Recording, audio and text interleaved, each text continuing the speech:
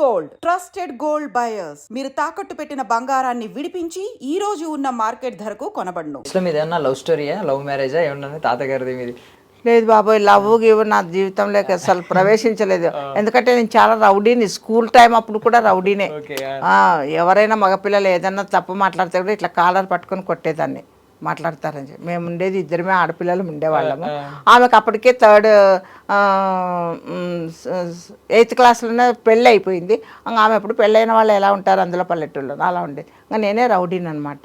ఎవరన్నా ఏదన్నా అంటే కూడా వాళ్ళని కొట్టే వరకే ఇదైపోయేది. లవ్ గివ్ ఇవన్నీ నా జీవితంలో పార్ట్ కాదయ్యా. పర్లేదా అంటే తాతగారు లేరు, ఎవరు లేరు. పర్లేదు కదా అంటే మీరు అప్పుడే కొట్టానంటున్నారు కదా? ఏం లేదు. తాతగారు ఉంటేగా తాతగారిని కొట్టడము చేయటం అంటే లేదు. అది మ్యారేజ్ది ఒక బ్యాడ్ కళ. అది అట్లాగా జరిగింది, అది అట్లా వెళ్ళిపోయింది అంతే. జస్ట్ ఇలా వచ్చింది, అలా వెళ్ళిపోయింది అంతే. దాని గురించి కూడా నేను గుర్తు చేసుకొని చెప్పాలని కూడా నేను అనుకోవటం లేదు. 66 నేను సెకండ్ ఇయర్ ఆఫ్ లా చదివేటప్పుడే అది అనుకోకుండా మా మామగారి ప్రోద్బలం వల్ల, మా మేనమామగారి ప్రోద్బలం వల్ల ఆయన ఫ్రెండ్ను మ్యారేజ్ చేసుకోవటం అయింది.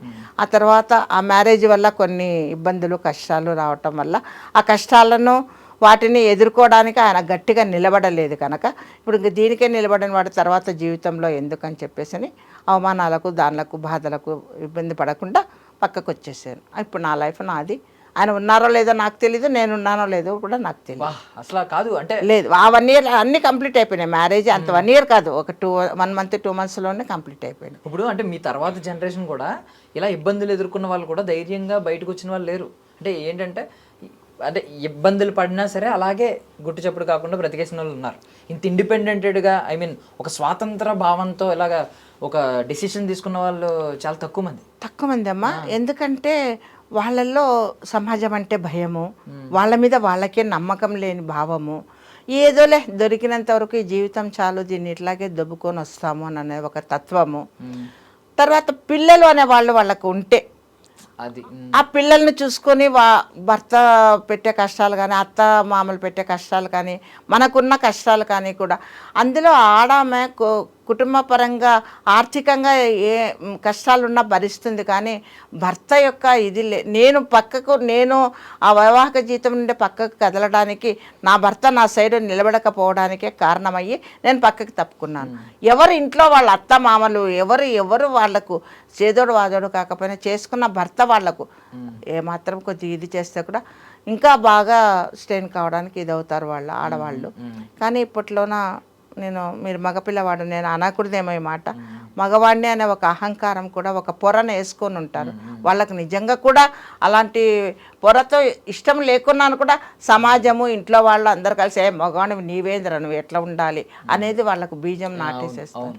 దాంతో నిజమేనేమో, నేను మగవాడిలాగానే నా ఇదిని చూపించాలనేమో అన్న భావము మగవాళ్ళలో ఏర్పడుతుంది. ఆడదంటే ఎప్పుడు పుట్టినప్పటి నుంచి పెద్దగా పెళ్ళై చచ్చే వరకు కూడా ఆడది ఒక మగవాడి ఆధీనంలోనే ఉంటుంది. తండ్రి, భర్త, పిల్లలు వాళ్ళు చెప్పిందే వేదం. వాళ్ళు ఏమన్నాను కూడా ఊరికే ఉండాల్సిందే, ఎదిరించి ఇది చేయడానికి. నాలాగా రౌడీ లాంటి వాళ్ళే వాటిని అన్నింటినీ ఎదిరించి బయటికి వచ్చి, కానీ ఊరికే బయటికి రావటం కదా, అది బయట వచ్చి బ్రతికేంత స్థైర్యము, మనోనిబ్బరము అవన్నీ ఉన్నప్పుడు మాత్రమే బయటికి రా. ఎందుకంటే నిజం మాట్లాడుకుంటే 70 ఏళ్ళు ఒంటరిగా బ్రతకడం అనేది ఎంత దమ్ము ఉండాలి మనుషులు. అంత దమ్ముంటే ఇలా ఒంటరిగా బ్రతుకుతారు కావాలమ్మా. అందులో వయసులో ఉన్న వాళ్ళను బ్రతకనివ్వదు. మీరున్న కాలంలో చాలా అప్పటికి ఇప్పటికీ చాలా డిఫరెంట్ అన్నమాట. అది వాటిని అన్నింటికి ఎదిరించి ఆ స్థైర్యాన్ని తెచ్చుకొని బ్రతకగలిగిన వాళ్ళే బయటికి వస్తారు. మాటలు కూడా సమాజం అనే మాటలు ఎన్నో, ఇంకా అన్ని ప్రతిదీ ఎదుర్కోవాల్సి వస్తుంది. సమాజంతో వాటన్నిటిని పక్కకు పెట్టి వాళ్ళలో ఉన్న దృఢ సంకల్పాన్ని ముందుకు తీసుకొని వస్తే గెటాన్ కావాలి కూడా కమ్మని చెప్పి నేను కూడా కోరుకుంటున్నాను. శుభన్ సినిమా మీకోసమే తీసినట్టున్నారంటే, అంటే మీ కాన్సెప్టే కదా ఈ ఆల్ఫా మెన్ అనే ఆలోచనని మార్చారు కదా. అదే మగవాడు ఎక్కువ ఆడవాళ్ళు తక్కువ అనే ఆలోచనే ఉంటది వాళ్ళలో కూడా. అదే లాస్ట్ కి పోతుంది. మీరు లాస్ట్ కి ఏమవుతుందంటే మీరు గవిరెడ్డి గారు ఎలా ఉన్నారు కదా, ఆయనే అంటూ ఉంటాడు ఇలా ఆల్ఫా మ్యాన్ ని, నేను ఆల్ఫా మ్యాన్ ని అంటూ ఉంటాడు. అదే కరెక్ట్ గా మీకోసమే తీసినట్టుంది మీ కాన్సెప్టే, అందుకే పైకి ఎక్కిచ్చారు.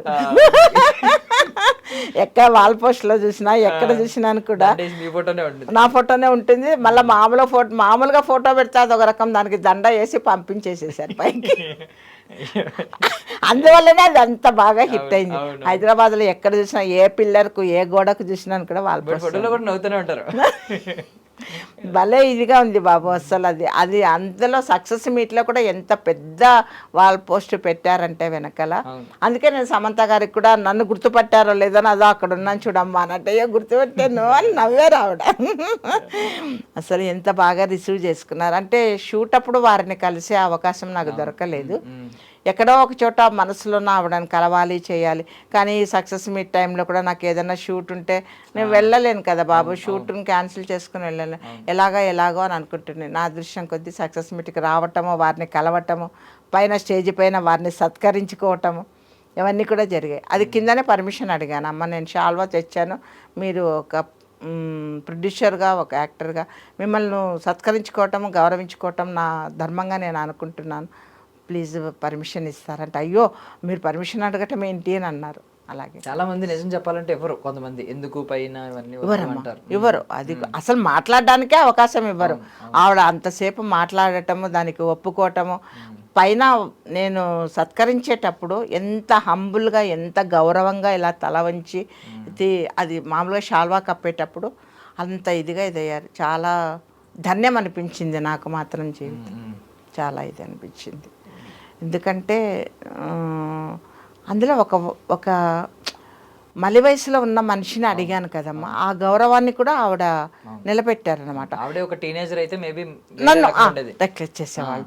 అందులో నేను ఇంకా పైన పోయిన తర్వాత మిగతా వాళ్ళందరూ లేదు వద్దు ఈ సన్మానం వద్దు అది ఇది అడ్డుకుంటారేమో అనే భయంతోన అక్కడ అవమానం పడే బదులు ముందు వీరితోనే పర్మిషన్ తీసుకొని, వీరు ఎస్ అంటే ఎస్ కాదంటే వద్దు అనేసి అనుకొని ఆ ఇదితోనే వారిని కలిశాను, చేసేసాను. ఇంకా అక్కడ ఎవరితో పైన పోయిన తర్వాత ఎవరిని పర్మిషన్ అడగాల, ఆవిడ స్పీచ్ అయిపోయినప్పుడే వెళ్ళాను, కప్పేసేసాను, ఇది చేసుకున్నాను.